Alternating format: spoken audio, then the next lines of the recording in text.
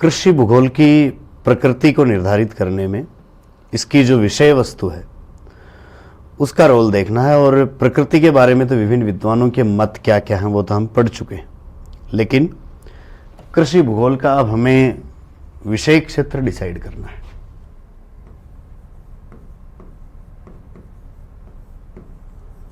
तो कृषि भूगोल के विषय क्षेत्र को हम ऐतिहासिक रूप से देखा जाए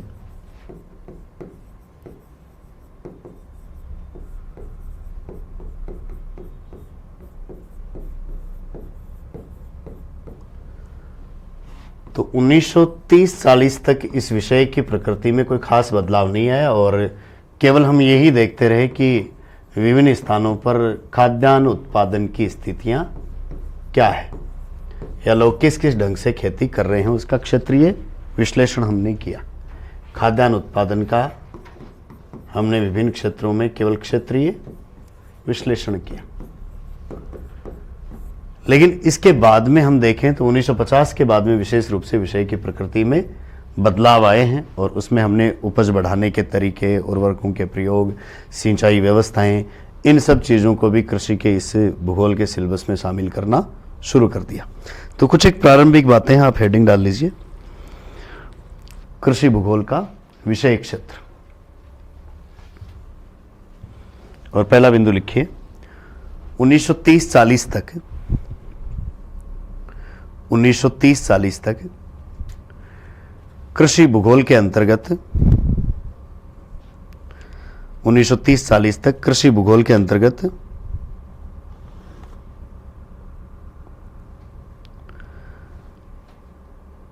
केवल खाद्यान्नों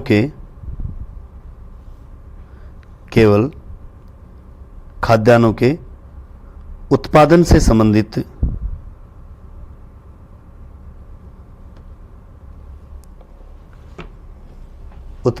संबंधित अध्ययन शामिल था।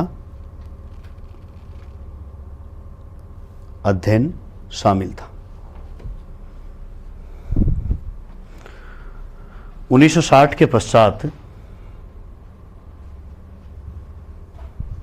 1960 के पश्चात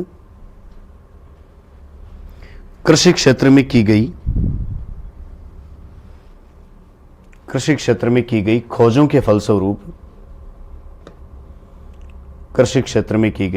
के फलस्वरूप इस विषय को विश्व स्तर पर महत्वपूर्ण स्थान प्राप्त हुआ।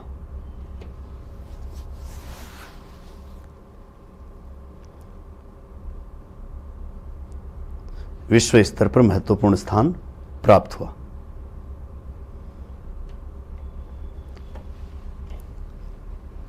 इसके अंतर्गत फसलों के क्षेत्रीय वितरण,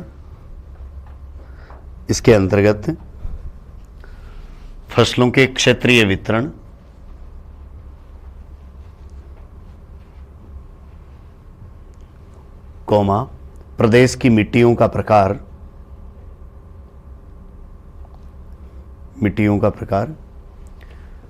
प्रति हेक्टेयर उपज, कृषि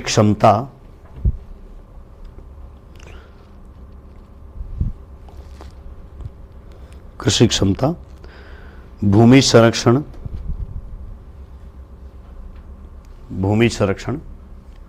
पशुपालन,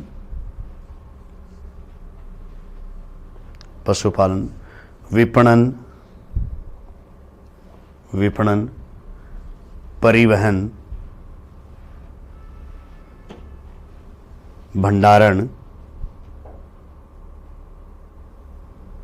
जल प्रबंधन,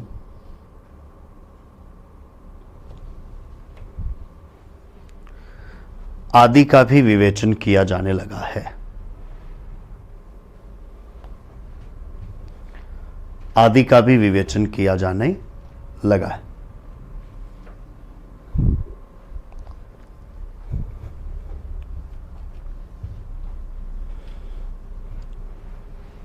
आगे लिखिए, इसकी विषय वस्तु का संबंध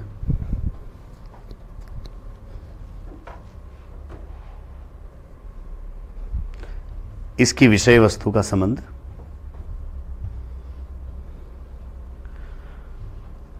अन्य विषयों की विषय वस्तु से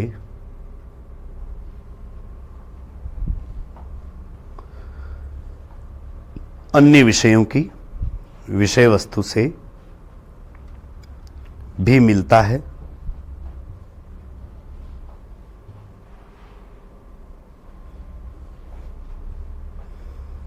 जो इसके अन्य विषयों के साथ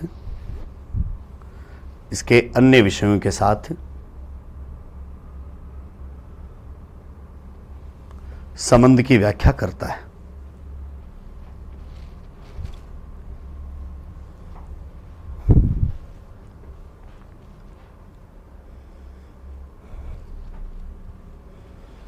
संबंध की व्याख्या करता है।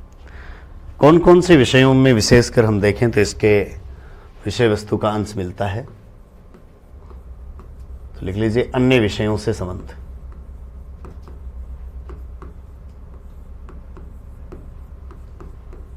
अन्य विषयों से संबंध।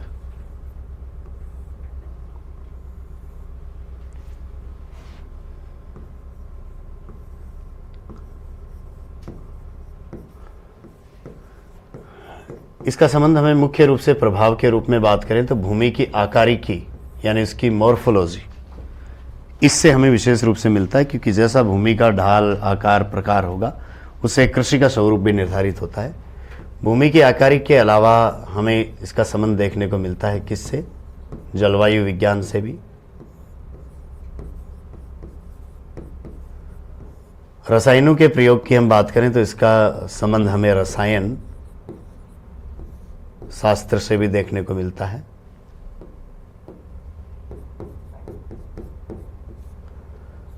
वनस्पति के प्रकार, जलवायु का उन पर प्रभाव, इसके सापेक्ष हम बात करें तो इसका संबंध हमें वनस्पति शास्त्र से भी देखने को मिलता है।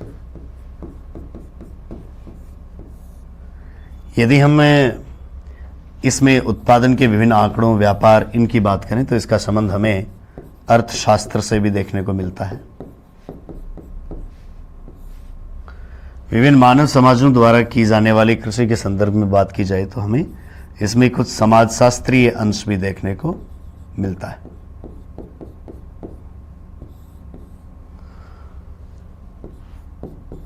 हम कृषि के विभिन्न संबंधों की ऐतिहासिक व्याख्या करते हैं तो इसका संबंध हमें इतिहास से भी देखने को मिलता है। कृषि पर आधारित विभिन्न प्रकार के उद्योगों की हम बात करते हैं तो इसका संबंध हमें औद्योगिक भूगोल से भी देखने को मिलता है।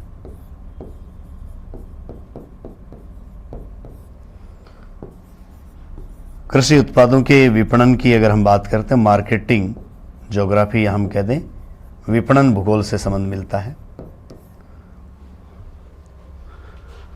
और उनके परिवहन की भी हम साथ में बात करते हैं तो ऐसे ही इसका संबंध हमें परिवहन भूगोल से भी मिलता है।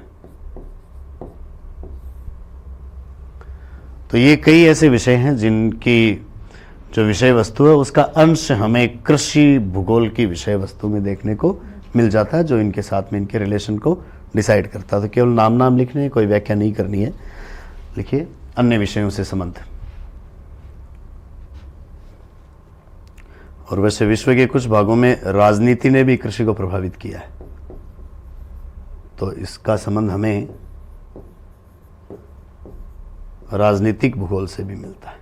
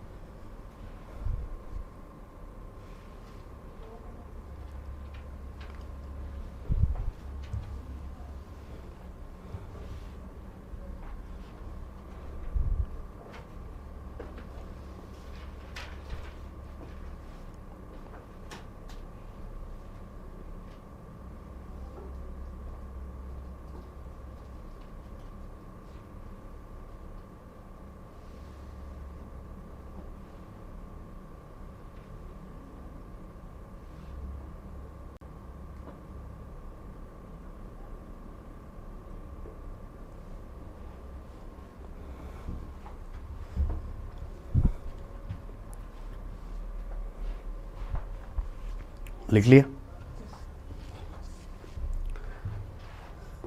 इसकी प्रकृति और विषय क्षेत्र को देखकर हम इस विषय को पढ़ते किस तरीके से, क्योंकि आगे चलकर हमें जो विभिन्न इसके चैप्टर देखने को मिलेंगे, बिंदु देखने को मिलेंगे, एग्रीकल्चर ज्योग्राफी में क्या पढ़ा जाता है, उसकी पढ़ने की अप्रोच क्या है।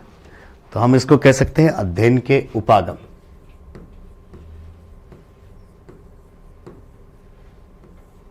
अध्ययन के उपागम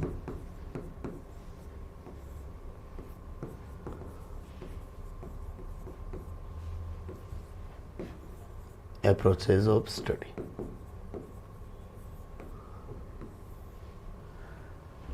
अध्ययन के उपागमों की यदि बात की जाए तो किस तरीके से ये विषय पढ़ा जाना चाहिए, इसको लेकर ट्रिशोल्म की हम बात करें तो उसने इसके 3 उपागम बताए। एक है क्रमबद्ध उपागम,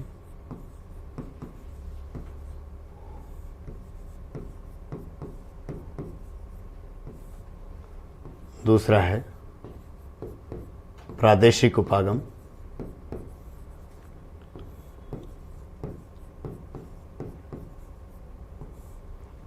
और तीसरा है सैद्धांतिक उपागम।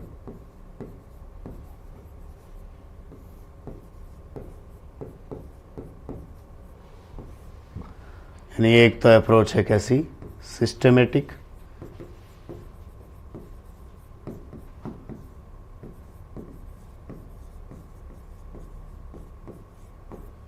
दूसरी अप्रोच उसने बताई है कौन सी, रीजनल,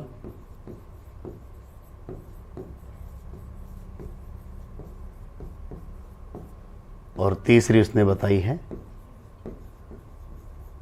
थियोरेटिकल।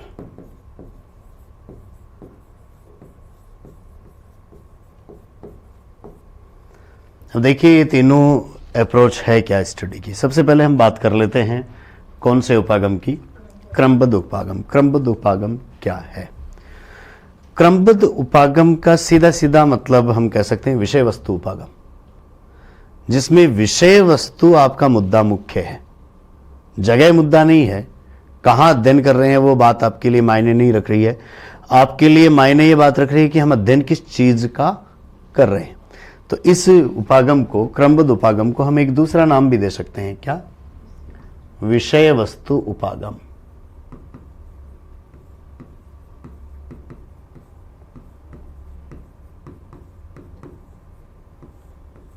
वस्तु उपागम नहीं है, क्या है? विषय वस्तु।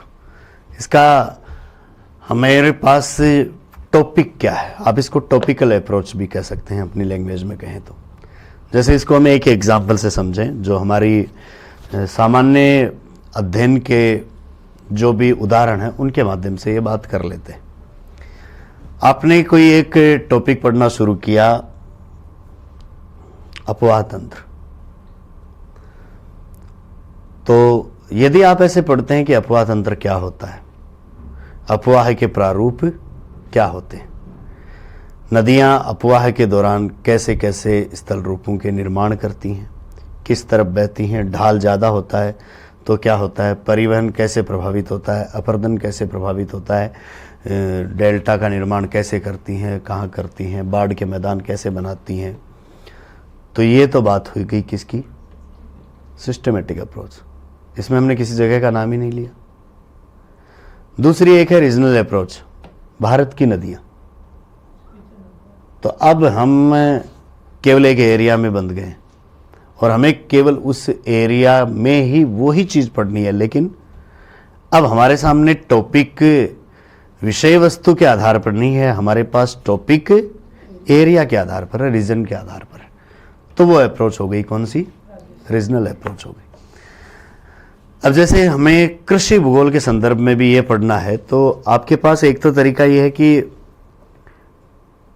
कृषि के प्रकार क्या क्या। तो प्रकारों में आपने पढ़ लिया कि गहन कृषि। तो गहन कृषि क्या होती है? आपने पढ़ा कि जहाँ जनसंख्या ज़्यादा हो, जहाँ पर भूमि में उपजाऊपन की एक क्षमता हो लेकिन दबाव उस पर ज़्यादा हो, तो वो छोटे खेत से ही ज़्यादा से ज़्यादा उत्पादन करना चाहते हैं। इसको गहन कृषि कहा जाता है। तो हमने क्या पढ़ा?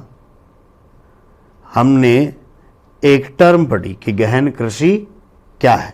हमने ये नहीं पढ़ा कि कहाँ है, हमने उसकी विशेषताएं पढ़ी कि उसमें क्या क्या विशेषताएं होती हैं। ऐसे ही आपने पढ़ा विस्तृत कृषि, जिसमें बड़े खेत होते हैं, जिसमें जनसंख्या कम होती है, किसी एक ही फसल का उत्पादन किया जाता है, फसली की विविधता के बजाय विशेषीकरण जिसमें देखने को मिलता है, ज़्यादातर कार्य मशीनों से होता है, उस कृषि को हम कहते हैं कौन सी? विस्तृत कृषि। तो क्या है ये? सिर्फ एक टॉपिक है। फिर आपके सामने एक बिंदु आया कि भारत में कृषि के प्रकार। तब हमने कह दिया दक्षिणी और पूर्वी भारत में और उत्तर के कुछ मैदानों में जहाँ जनसंख्या घनत्व ज़्यादा है वहाँ पर गहन कृषि की जाती है। पश्चिमी कुछ भागों में पशुचारण किया जाता है, मरुस्थलीय क्षेत्रों में। तो अब हम किसकी बात कर रहे हैं? रीजन की बात कर रहे हैं। पहले हम केवल एक टर्म की बात कर रहे थे। तो इसने चिशोल्म ने कहा कि ये सब्जेक्ट 3 तरीके से पढ़ा जा सकता है। एक तो टॉपिक के हिसाब से, आपकी विषय वस्तु क्या है उसकी व्याख्या करनी है, आपको क्षेत्र की व्याख्या नहीं करनी है। दूसरा, हम इसको पढ़ सकते हैं किस तरीके से? भारत में कृषि, यूएसए में कृषि, जर्मनी के कृषि प्रदेश, इस तरीके से। तीसरा तरीका है हम इसको थ्योरेटिकल रूप में भी पढ़ सकते हैं, सैद्धांतिक तरीके से भी पढ़ सकते हैं। सैद्धांतिक तरीके से हमारे सामने एक हम विज्ञान के पैटर्न पर चलते हुए बात करें तो आपके सामने एक निश्चित मेथोडोलॉजी होगी। जैसे फसल विविधता क्या है, इसको लेकर आपके दिमाग में एक कंसेप्ट है और उसको हमने कुछ थ्योरीज के माध्यम से प्रदर्शित किया, सिद्धांतों के माध्यम से प्रदर्शित किया और उसको हम समझाना चाह रहे हैं। तो वो आपकी अप्रोच कौन सी है? थ्योरेटिकल माध्यम है, सैद्धांतिक अप्रोच है। तो चिशोल्म ने कहा कि ये 3 तरीके से सब्जेक्ट ये पढ़ा जा सकता है और आपकी परीक्षा में आ गया ये पिछले आरपीएस असिस्टेंट प्रोफेसर 2020 में पूछा गया कि निम्न में से कौन सा एक उपागम चिशोल्म द्वारा कृषि भूगोल के लिए नहीं बताया गया था। तो 4 ऑप्शन आए, एक क्रमबद्ध उपागम, एक प्रादेशिक उपागम, एक सैद्धांतिक उपागम और एक आया व्यापारिक उपागम। तो इसने कोई व्यापारिक उपागम जैसी बात नहीं की। आगे चलकर कई विद्वानों ने और ने भी इसके उपागम का वर्णन करना शुरू किया, लेकिन कुल मिलाकर जो आपके सामने उपागम आए उसमें 3-4 कुछ नए नाम जुड़ गए। जैसे इंटरडिसिप्लिनरी अप्रोच, अंतर अनुशासिक उपागम, जो किसी एक विशेष अप्रोच पर न होकर कई अप्रोच का मिक्स है। तो इंटरडिसिप्लिनरी हम कहते हैं जो किसी एक ही क्षेत्र में विशेष होने के बजाय जिसमें कई का मिश्रण हो, उसको हम अंतर अनुशासिक या इंटरडिसिप्लिनरी कहते हैं। तो समय के साथ में इसमें ये अप्रोच भी आई है कि आप केवल इसको ऐसा ही नहीं कि एक अप्रोच से या इन 3 अप्रोच से ही पढ़ते जाओ, आप अन्य सभी अप्रोच को भी इसमें समाहित करते हुए आए। एक हमने इसकी स्टडी की अप्रोच ली है, वो इन्वायरमेंटल अप्रोच ली है, पर्यावरणीय उपागम। पर्यावरणीय उपागम में हमने भौतिक पर्यावरण के संदर्भ में इन कृषि के प्रकारों की, कृषि के विशेषताओं की व्याख्या की है। तो ऐसे उपागम को हमने कह दिया कौन सा? पर्यावरण, ये इन्वायरमेंटल अप्रोच कह दिया, पर्यावरणीय उपागम कह दिया। ऐसे ही अगर हम बात करें तो कृषि के कुछ प्रकारों का हमने उन स्थानों पर जाकर प्रैक्टिकली स्वरूप देखा कि वहाँ के लोग इसके बारे में क्या सोच रखते हैं और किस तरीके की कृषि करते हैं। तो ये सिद्धांत के बजाय वहाँ के जो इंडिविजुअल व्यवहार है उस पर आधारित है। तो ऐसे अप्रोच को हमने कह दिया कौन सा? व्यावहारिक उपागम। एक तरफ तो आपने थ्योरी दे दी, वॉमथिनेन ने कह दिया कि इस पेटी में आपको ये शीघ्र खराब होने वाली वस्तुओं की कृषि करनी है, इस दूसरी पेटी में आपको ईंधन के लिए लकड़ी लगानी है। लेकिन वास्तव में देखा गया तो क्या इन सिद्धांतों के हिसाब से कृषि कार्य हो रहा है? नहीं हो रहा है। तो वहां पर चलकर यह बात आई कि सब लोग अपनी मर्जी से भी काम कर रहे हैं और वो व्यावहारिक पक्ष है। तो इससे एक आगे चलकर अप्रोच का विकास हुआ, उसको हमने कह दिया कौन सी? व्यावहारिक उपागम या बिहेवियरल अप्रोच। इसके स्टडी मटेरियल में कुछ ऐसी बातें की जाने लगी जो मानव कल्याण से भी संबंधित थी, तो आगे चलकर इसमें उपागम जो जुड़े उनमें कल्याणकारी उपागम भी सामने आए। तो ऐसे करने पर कुछ 2, 4, 5 आपके सामने नाम और जुड़ जाते हैं कि इतने उपागम कृषि भूगोल के अंतर्गत हैं जिनके माध्यम से कृषि भूगोल का अध्ययन किया जाता है। लेकिन ऐसा नहीं है कि किसी एक ही उपागम के माध्यम से इसको पढ़ा जाए या किसी व्यक्ति के अनुसार पूछ लिया जाए, तो चिशोल्म से बढ़िया और कोई क्वेश्चन था ही नहीं अप्रोच में, इसलिए इसको पूछ लिया गया। बाकी विद्वानों के आपको देखने भी नहीं है। तो अगला बिंदु लिखिए, कृषि भूगोल के अध्ययन के उपागम।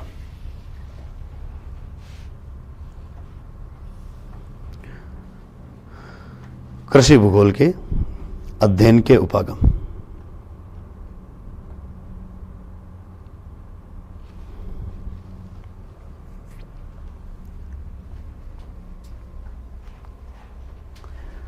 लिखिए, चिशोल्म ने ब्रैकेट में लीजिए 1889 ईस्वी। चिशोल्म ने कृषि भूगोल के अध्ययन हेतु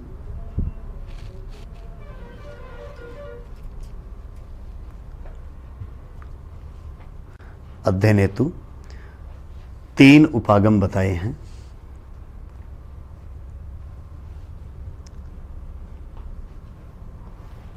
तीन उपागम बताए हैं।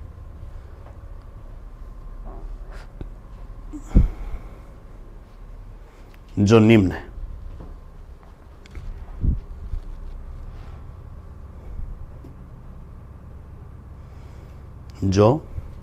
है। पहला नाम लिखिए, क्रमबद्ध उपागम या विषय वस्तु उपागम।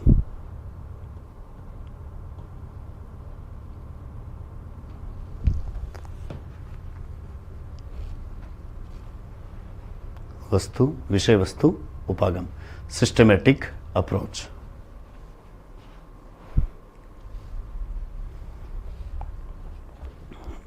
इसके सामने लिख लीजिए क्या होता है एक क्रमबद्ध उपागम, उसकी हम बात कर लेते हैं।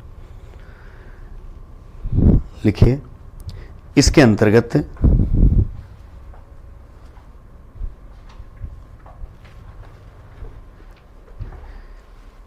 किसी विषय वस्तु के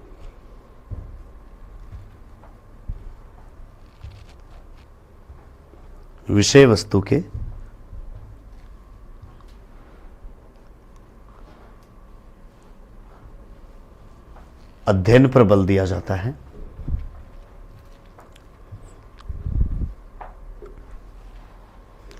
अध्ययन पर बल दिया जाता है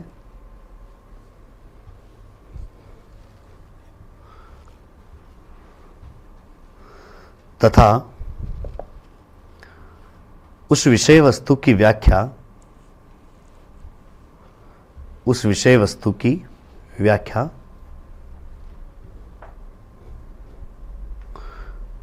वैश्विक स्तर पर की जाती है।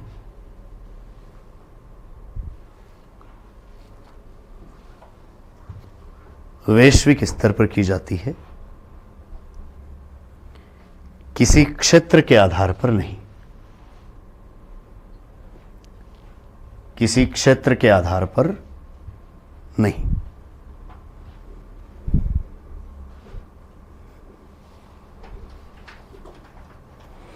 उदाहरण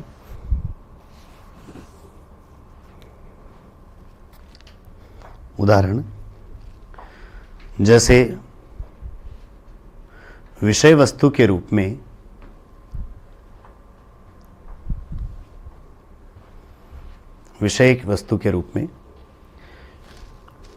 कृषि के प्रकार एक विषय वस्तु है।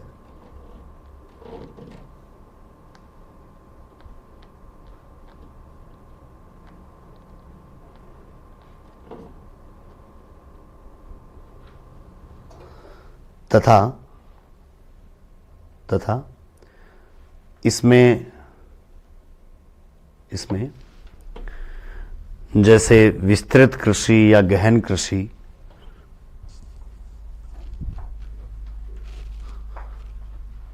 विस्तृत कृषि या गहन कृषि आदि की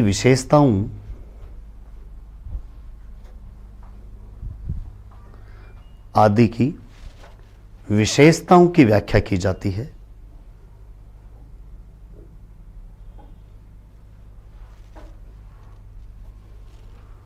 विशेषताओं की व्याख्या की जाती है तो यह विषय वस्तु उपागम है।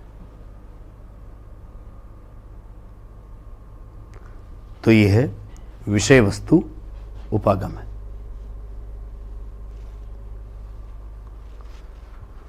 या हम कोई और बात ले लें, जैसे फसल विविधता क्या होती है, फसल गहनता क्या होती है। तो इसमें हम कोई जगह की बात नहीं कर रहे हैं, हम किसी टॉपिक या विषय वस्तु की बात कर रहे हैं और उसकी विशेषता देखते हैं सिर्फ। तो वो अप्रोच कौन सी है? सिस्टमेटिक अप्रोच है। और उसमें चाहे वो विश्व के किसी भी भाग में हो, उसकी हम कोई क्षेत्रीय व्याख्या नहीं करते हैं, तब वो कौन सी अप्रोच है? सिस्टमेटिक। तो ये पहला एग्जाम्पल हो गया। इसकी तरह हम और एग्जाम्पल भी ले सकते हैं, देखिए। तथा इसके अतिरिक्त जैसे फसल गहनता, फसल विविधता,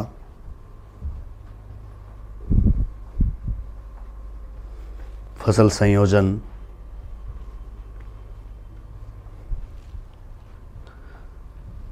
आदि विषय वस्तुओं का अध्ययन, आदि विषय वस्तुओं का अध्ययन।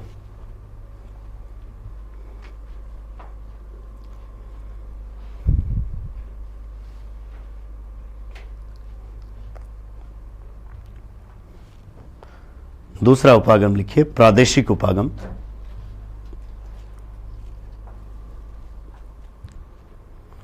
प्रादेशिक उपागम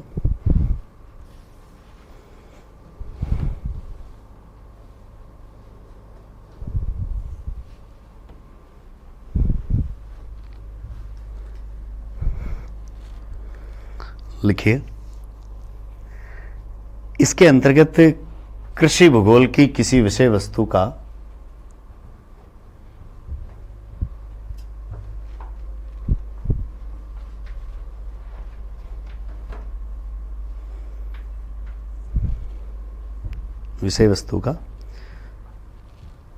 किसी प्रदेश की सीमाओं में, इसके अंतर्गत कृषि भूगोल की किसी विषय वस्तु का किसी प्रदेश की सीमाओं में, किसी प्रदेश की सीमाओं में अध्ययन किया जाता है।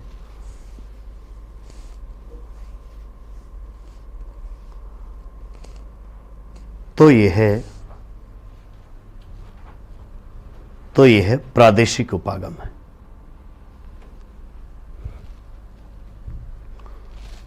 तो यह प्रादेशिक उपागम है।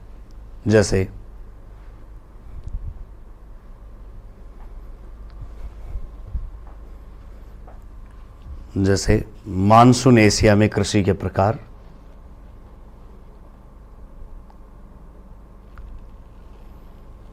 मानसून एशिया में कृषि के प्रकार,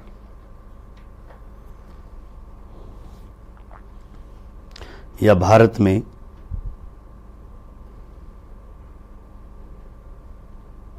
खाद्यान्न फसलों का उत्पादन,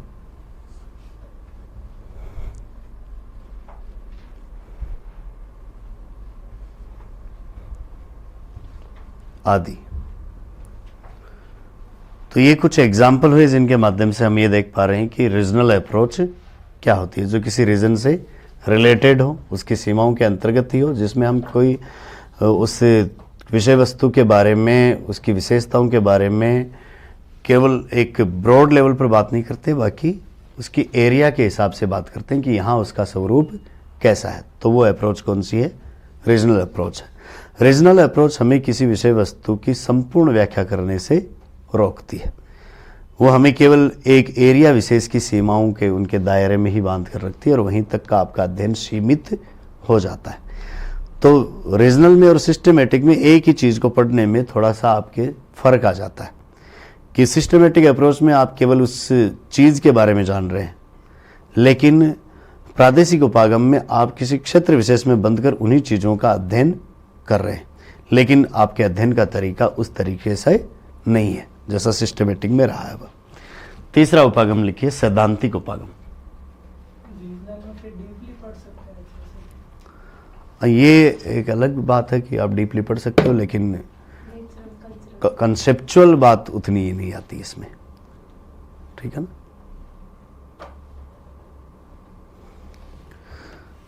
तीसरा लिखिए, सैद्धांतिक उपागम।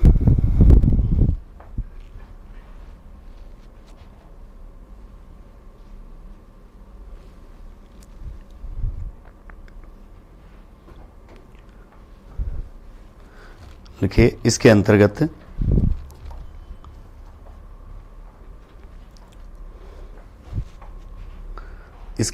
कृषि प्रकारों,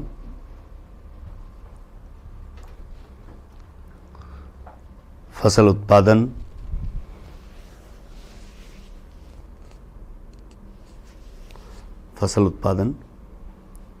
व अन्य विषय वस्तु का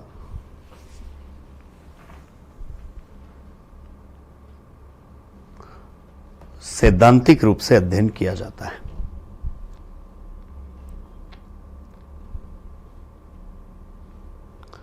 सैद्धांतिक रूप से अध्ययन किया जाता है।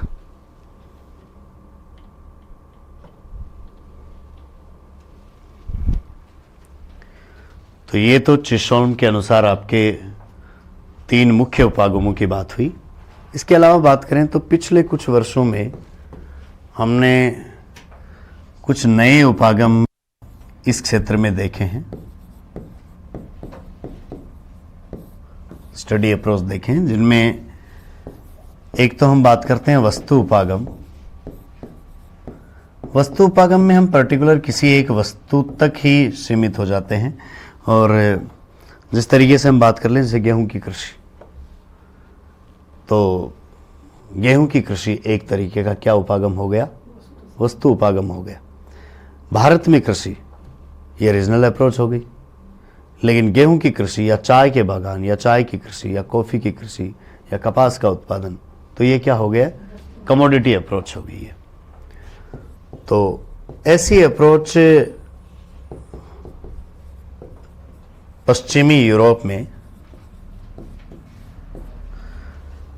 यूरोप में ऐसी अप्रोच शुरू की गई थी सबसे पहले अध्ययन की कृषि भूगोल के अंतर्गत, और आगे चलकर देखा गया तो इस अप्रोच को फिर यूएसए में भी इस सदी के प्रारंभ में 1920 तक अपना लिया गया था।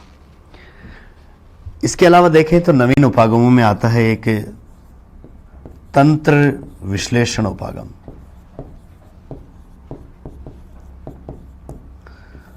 तंत्र विश्लेषण उपागम, सिस्टम एनालिसिस।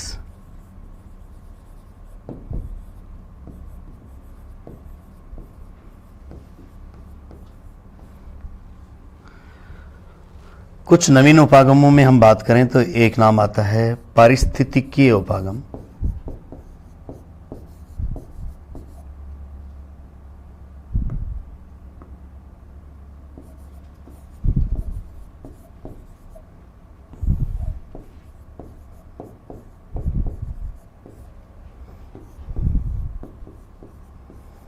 इकोलॉजिकल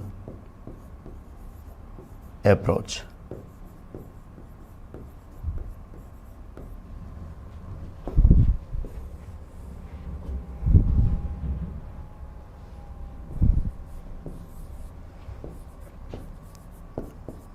एक आया है पर्यावरणीय उपागम।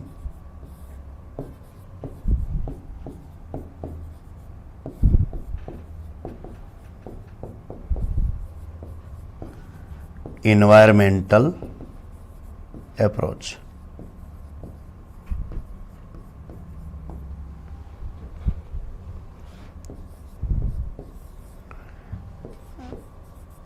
एक उपागम शुरू हुआ है पिछले कुछ वर्षों में, व्यावहारिक उपागम।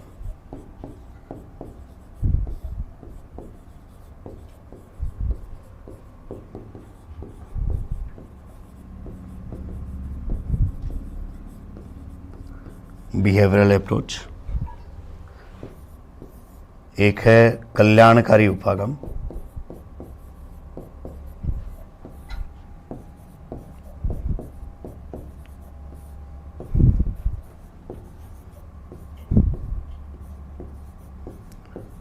Welfare approach.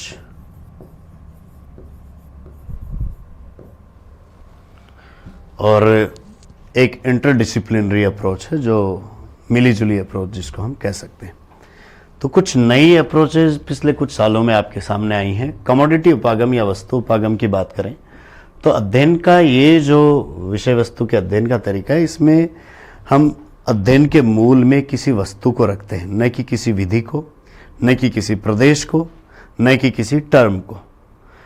और हम यदि कृषि भूगोल को एक संकीर्ण अर्थ में लें तो संकीर्ण अर्थ में अगर आप किसी से बात करो जिसने कृषि भूगोल का गहराई से अध्ययन नहीं किया है, तो उसको वस्तु उपागम के दृष्टिकोण से ही समझेगा और उसी तरीके से समझाएगा कि हम कृषि भूगोल में क्या करते हैं। हम फसलों के उत्पादन की बात करते हैं, उसके दिमाग में यही चीज़ आएगी। तो ये इस तरीके से यदि बात आएगी तो वो कौन सा उपागम है? वो कमोडिटी अप्रोच है, वस्तु उपागम है। या उसका आगे चलकर उपयोग क्या है, उसके ऊपर कौन से उद्योग आधारित हैं, कैसे उसका व्यापार हुआ, परिवहन हुआ, विपणन हुआ। तो इन चीज़ों पर चलकर हम बात करें तो इनके अध्ययन के बेस में हमेशा क्या है, वो एक मटेरियल है, न कि कृषि का तरीका, उसको प्रभावित करने वाले कारक। इनके संदर्भ में बात नहीं हो रही कि आप किसकी व्याख्या कर रहे हो। दूसरा है एक सिस्टम एनालिसिस अप्रोच, तंत्र विश्लेषण उपागम। तंत्र विश्लेषण या सिस्टम एनालिसिस क्या है? तो इस बात को हम थोड़ा सा एक कृषि के संपूर्ण तंत्र के रूप में समझ सकते हैं। किसी क्षेत्र विशेष में जो भी कृषि कार्य किया जा रहा है, चाहे फसल उत्पादन है, चाहे पशुपालन है, उसके किसी एक पक्ष का अध्ययन करने के बजाय उसकी सभी प्रकार की बातों को हम एक साथ समाहित करें, जिनसे एक पूरा वहाँ का एग्रीकल्चर सिस्टम डेवलप हुआ है। अब उसमें कुछ नेचुरल फैक्टर भी हैं, वहाँ की भूमि की आकारिकी, वहाँ की जलवायु का प्रकार, वहाँ का तापमान कैसा है, वर्षा कैसी है, ये सब चीज़ें। वहाँ के जनसांख्यिकीय तत्व है कि लोग ज़्यादा हैं, कम हैं, किस प्रकृति के हैं। वहाँ का आर्थिक स्वरूप क्या है, यानी वहाँ पर विकास की स्थिति क्या है, वहाँ पर उद्योग धंधे हैं या नहीं हैं, उन तक उस माल को पहुँचाने की व्यवस्था है या नहीं है, व्यापार का स्वरूप कैसा है। तो इनसे मिलकर हम बात करें तो किसी एरिया विशेष के हम पूरे एग्रीकल्चरल सिस्टम की बात करते हैं। अब हमने मान लीजिए किसी क्षेत्र में चाय का उत्पादन हो रहा है, तो केवल चाय के उत्पादन तक की बात करें तो ये कमोडिटी अप्रोच की बात होगी। लेकिन उस क्षेत्र विशेष में वहाँ की जलवायु कैसी है, वहाँ की भूमि का प्रकार कैसा है, लोगों के कार्य करने की प्रवृत्तियाँ क्या है, किस तरीके से काम करते हैं, उन सब चीज़ों को शामिल करते हुए उत्पादन कैसा रहा, उत्पादन का व्यापार कैसे हुआ, व्यापार को किन चीज़ों ने प्रभावित किया, वर्ल्ड लेवल पर उनके रिलेशन क्या है, उस चीज़ की मांग क्या है, इन सब चीज़ों को हमने ले लिया। भौतिक, मानवीय, सामाजिक, सांस्कृतिक, इन सब कारकों से वहाँ का जो एग्रीकल्चर सिस्टम डेवलप हुआ, उस पूरे सिस्टम का आपने एनालिसिस किया। तो ये एक तरीके का तंत्र विश्लेषण है जो विभिन्न स्थानों के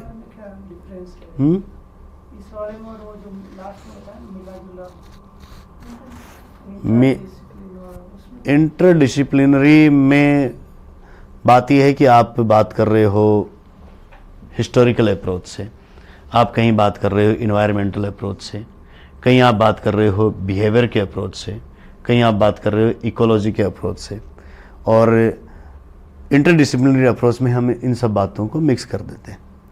यहाँ अप्रोचेज मिक्स नहीं हो रही हैं, यहाँ आपका पूरा एग्रीकल्चर जो सिस्टम है वो कौन कौन सी चीज़ों से प्रभावित है, उसके मानवीय कारक, उसके भौतिक कारक, उसके सामाजिक सांस्कृतिक कारक, उसके आर्थिक कारक, इन सभी के संदर्भ में आपने पूरे एग्रीकल्चरल सिस्टम का एनालिसिस किया, न कि किसी वस्तु का, न कि किसी कृषि से जुड़ी हुई टर्म का, न कि किसी एरिया विशेष का। आपने अध्ययन किया वहाँ के पूरे कृषि तंत्र का। तो ऐसी अप्रोच को हम कह देते हैं क्या? सिस्टम एनालिसिस, तंत्र विश्लेषण उपागम। और केवल इसकी बात कृषि भूगोल की नहीं, आप किसी भी क्षेत्र में ऐसी बात कर सकते हैं उस पूरे सिस्टम की। किसी और हम इंडस्ट्रियल ज्योग्राफी में जाएं, मान लीजिए आप अर्बन ज्योग्राफी में जाएं, तो वहाँ पर सब जगह आपको सिस्टम एनालिसिस अप्रोच मिल सकता है। एक है इकोलॉजिकल अप्रोच। इकोलॉजी या पारिस्थितिकी की टर्म से इसको आसानी समझा जा सकता है। इकोलॉजी क्या है, पारिस्थितिकी क्या है?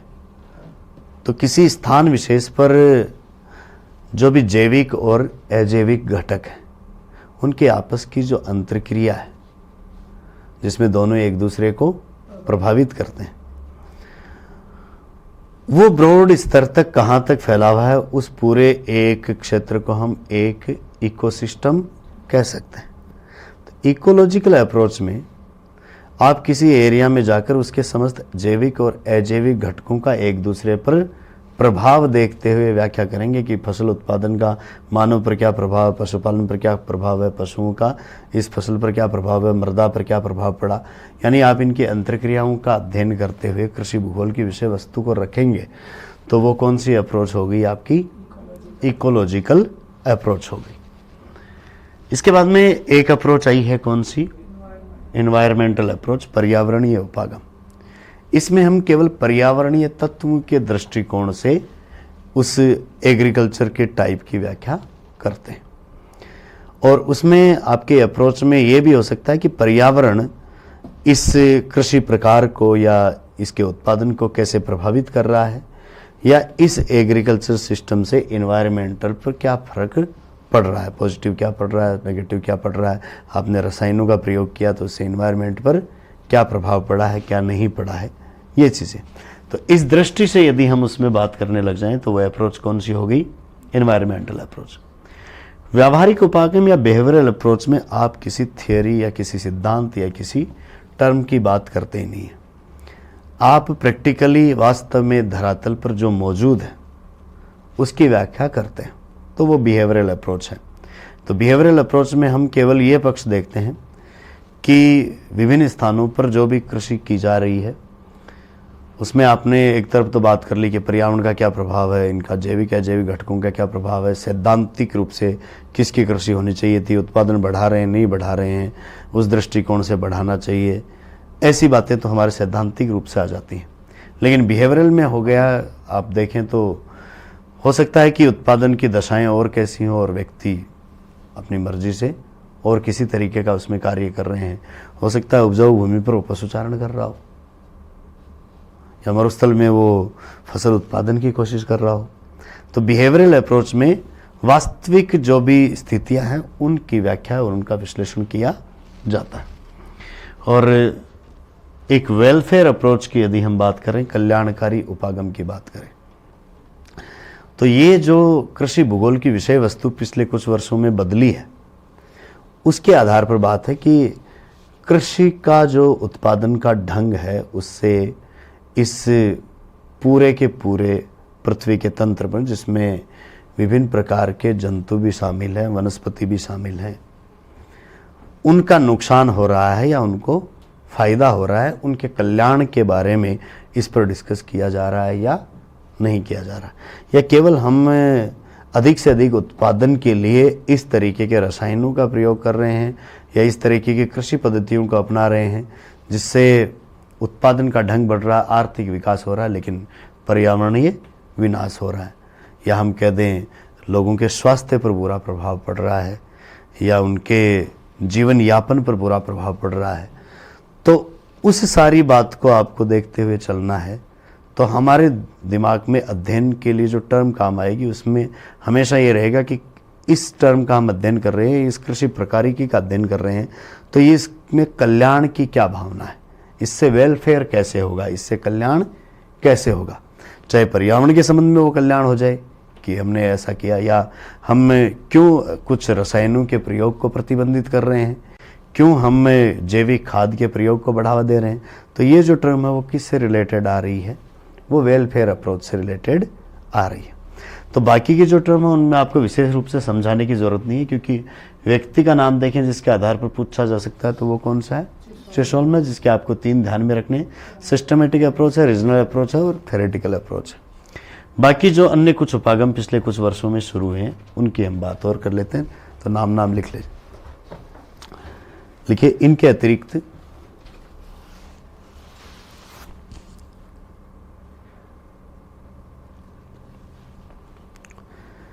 इनके अतिरिक्त पिछले कुछ वर्षों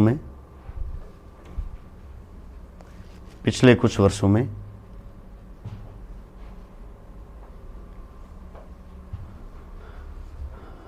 कृषि भूगोल के अध्ययन में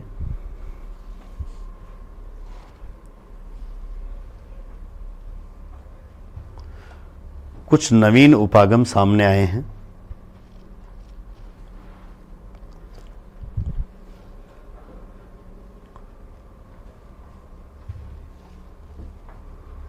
कुछ नवीन उपागम सामने आए हैं जो निम्न है।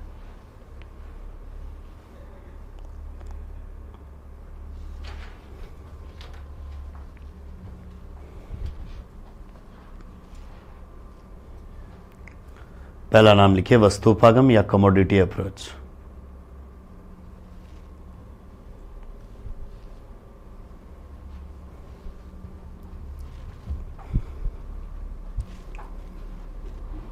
Commodity approach.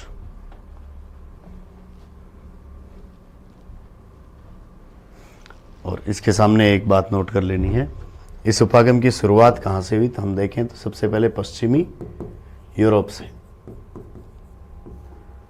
लिख लीजिए, ये उपागम पश्चिमी यूरोप में शुरू हुआ, तथा बाद में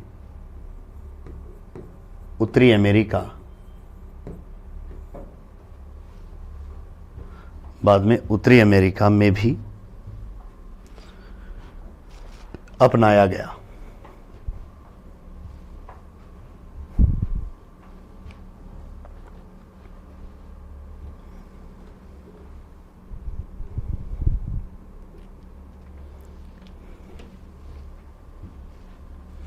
उसके बाद में दूसरा अप्रोच है तंत्र विश्लेषण उपागम, सिस्टम एनालिसिस अप्रोच।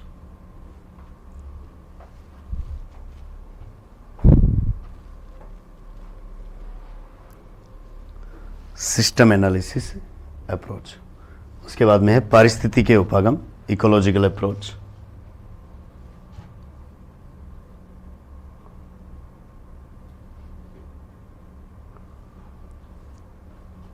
नेक्स्ट है पर्यावरणीय उपागम, इन्वायरमेंटल अप्रोच।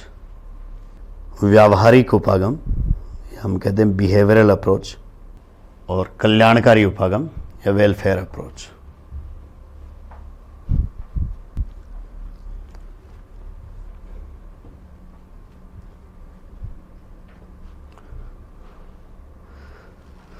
तो ये कुछ स्टडी अप्रोचेस हैं, और ये स्टडी अप्रोच भी आपको इस कृषि भूगोल की प्रकृति कैसी है उसका निर्धारण कर देते हैं। आप किस किस तरीके से पढ़ रहे हैं उससे भी हमें पता चलता है कि इस सब्जेक्ट की नेचर कैसी है। तो यहाँ तक का ये जो पार्ट था वो एक ही चीज़ से रिलेटेड है, एग्रीकल्चर ज्योग्राफी का मीनिंग, इसकी डेफिनेशन, इसकी नेचर, स्कोप और इसकी स्टडी अप्रोचेस।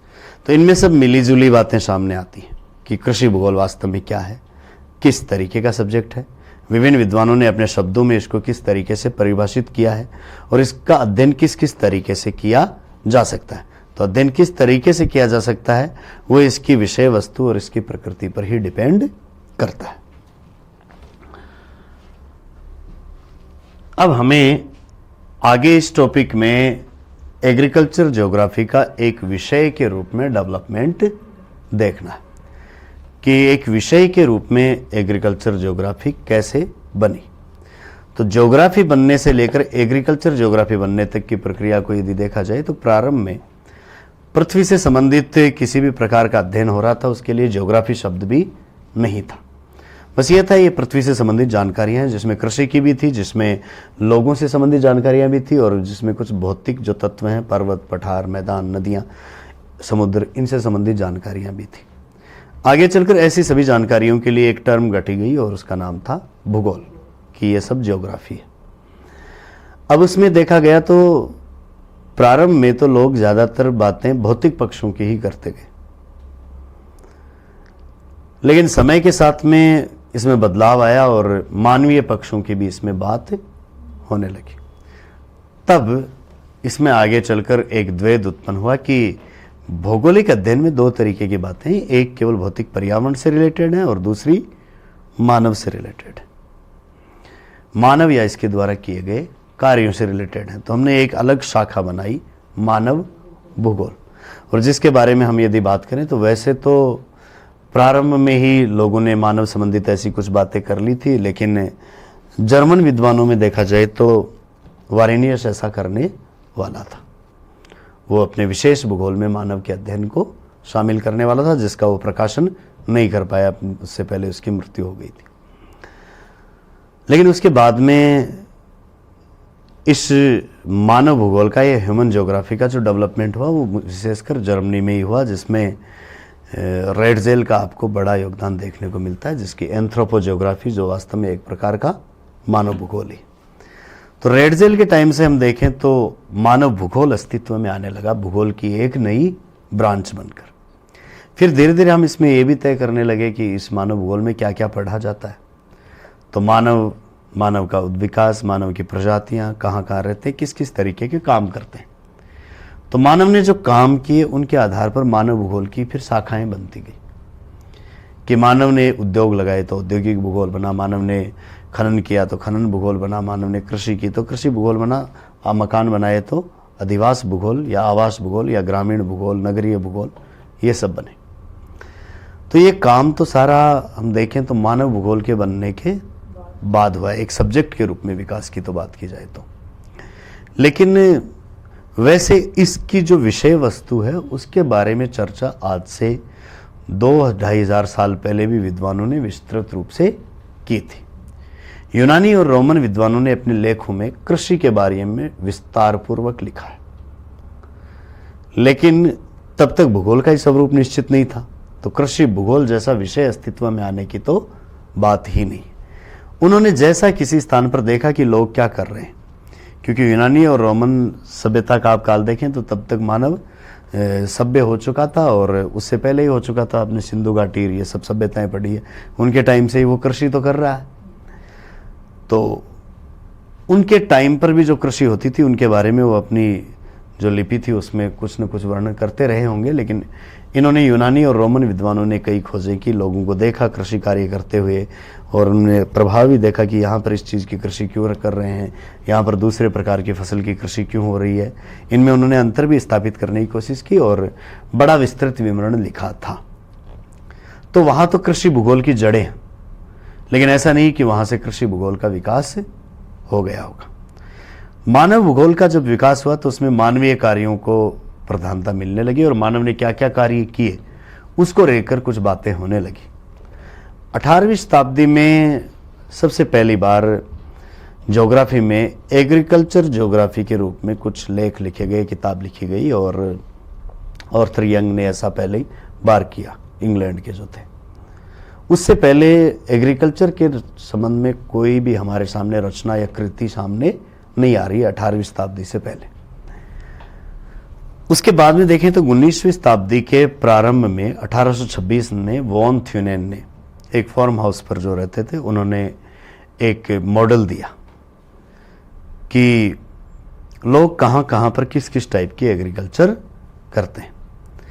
और उसने जो मॉडल दिया उसमें उसने इस बात को ऐसे जोड़ा कि लोग लाभ कमाने के लिए काम करते हैं और वो फसलों को बाजार में बेचते हैं, तो वो ऐसी चीज़ों का उत्पादन करेंगे जिनसे उनको फ़ायदा ज़्यादा हो, मैक्सिमम हो।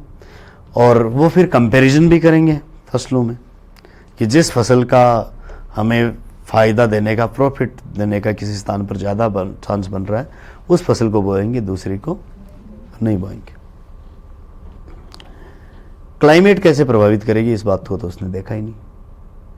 उसने तो ध्यान इस पर दिया कि प्रॉफिट कैसा मिलेगा, लाभ अधिकतम मिलना चाहिए। लाभ अधिकतम गेहूं पर मिल रहा हो मान लो, लेकिन जलवायु गेहूं के अनुकूल ही नहीं हो तो खैर वो जो भी स्थिति है, एक 19वीं शताब्दी के प्रारंभ में हमारे सामने ऐसा एक मॉडल आया। अब उस मॉडल के आने से एग्रीकल्चर भूगोल में हमें विषय वस्तु मिल गई ताकि आगे चलकर इस सब्जेक्ट के रूप में इसका विकास हो सके। इस दौरान हम देखें तो कुछ यात्री भूगोलवेता भी आपके सामने आते हैं और उनमें हम्बोल्ट,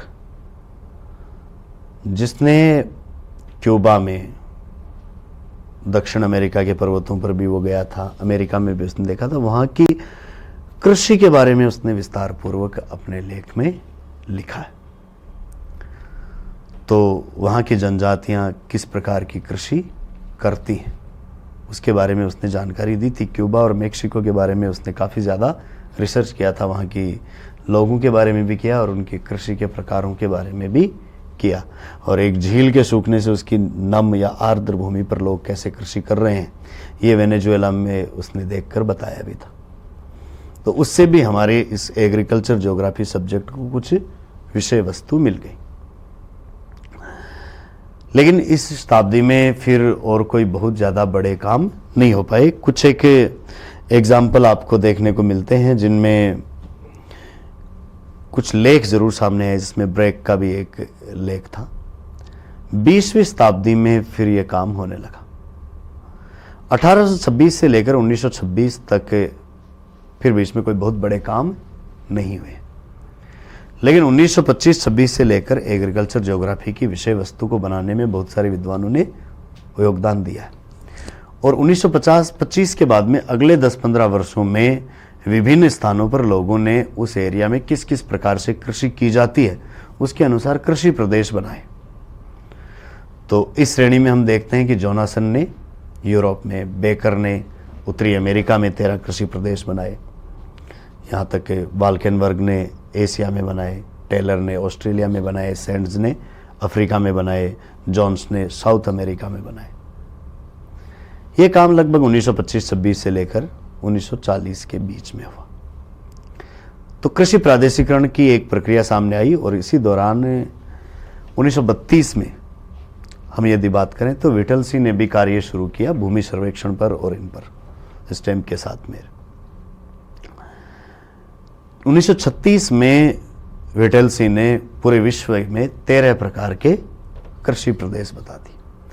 तो जिस दौरान अलग अलग विद्वानों द्वारा क्षेत्र विशेष के आधार पर कि यूरोप में कितने हैं, कैसे हैं, अमेरिका में कौन कौन से हैं, दक्षिण अमेरिका में कौन से हैं, उत्तरी अमेरिका में कौन से हैं, एशिया में कौन से हैं, ऑस्ट्रेलिया अफ्रीका में कौन से हैं, इसी काल के दौरान विटलसी ने पूरे वर्ल्ड में एग्रीकल्चर सिस्टम किस टाइप का है उसके अनुसार 13 कृषि प्रदेश बता दिए थे। तो ऐसा मान लीजिए 1925 के बाद में एग्रीकल्चर ज्योग्राफी की विषय वस्तु काफ़ी ज़्यादा समृद्ध हुई है, इनरिच हुई है और उसमें कई चीज़ें आपके सामने जुड़ती चली गई। 1941-42 के आसपास हम देखें तो भूमि उपयोग सर्वेक्षण, कृषि भूमि उपयोग सर्वेक्षण पर बड़ा काम हुआ। एल.डी. स्टैम्प ने ब्रिटेन की भूमि के ऊपर इसके यूजेज एंड मिस यूजेज पर बात कही, land of Britain, it's use and miss use, जिसके ऊपर आधारित बाद में land utilisation in eastern Uttar Pradesh, Mohammad Shafi ने भी स्टाम्प के निर्देशन में कार्य किया था। तो भारत में भी कृषि भूगोल का कुछ विकास हुआ। यहाँ तक कि स्टैम्प ने जो बातें की 1940-45 के आसपास, उसके बाद में अगर देखा जाए तो 1964 में एग्रीकल्चर टाइपोलॉजी पर इंटरनेशनल ज्योग्राफिकल यूनियन ने कोस्त्रोविकी की अध्यक्षता में एक आयोग गठित किया जो लगभग 12 साल तक चला था, 1976 तक, 1976 तक। इस दौरान उन्होंने एग्रीकल्चर टाइपोलॉजी ऑफ वर्ल्ड पे एक अपना ग्रंथ लिखा था जिसकी बातें आपके आगे टॉपिक में भी आएंगी। तो यानी कृषि प्रकारिकी पर उस समय बात होने लगी थी। लगभग इसी समय कुछ विद्वानों ने कृषि की ऐतिहासिक या समालोचनात्मक व्याख्या की कि प्रारंभ से लेकर अब तक कृषि के क्षेत्र में क्या क्या हुआ है। तो वो ऐतिहासिक व्याख्या करने वाले कुछ लोग थे, लेकिन कुछ विद्वानों ने सांख्यिकीय विधियों का भी इसी समय प्रयोग शुरू कर दिया, जिनमें बर्फ का नाम आता है, वीवर का नाम आता है, ऐसे कुछ नाम आपके सामने आएंगे। तो इनसे इस कृषि भूगोल की विषय वस्तु समृद्ध होती गई और मात्रात्मक क्रांति आने के साथ ही कई हमने इसमें कृषि के क्षेत्र में मॉडल लागू कर दिए। आगे चलकर हमने इसमें जो पर्यावरणवादी या निश्चयवादी जो विचार चल रहे थे कृषि के तौर तरीकों को लेकर, उनमें संभववादी या हम कह दें आगे फिर व्यवहारवादी और कल्याणकारी, ये जो टर्म थी ये इसके साथ में यूज हम करने लगे। पहले जहाँ केवल हम उत्पादन से संबंधित बातें ही कर रहे थे, उसके बाद में हम क्षेत्रीय विभिन्नताओं की बात कर रहे थे, लेकिन फिर आगे चलकर भूगोल काफ़ी सैद्धांतिक और समृद्ध हो गया और ये कल्याणकारी मुद्दे भी अब कृषि भूगोल के क्षेत्र में उठाए जाने लगे। तो ऐसा करते हुए अधिकांश जो विकास हुआ वो 20वीं शताब्दी में हुआ। तो हम ऐसा कह सकते हैं कृषि भूगोल 20वीं शताब्दी का विषय है। 20वीं शताब्दी में भी पूर्वार्ध में अगर देखा जाए तो कृषि के प्रादेशिकरण का काम ज्यादा हुआ। कृषि प्रादेशिकरण, लैंड यूज, इन चीजों पर फोकस ज्यादा किया गया।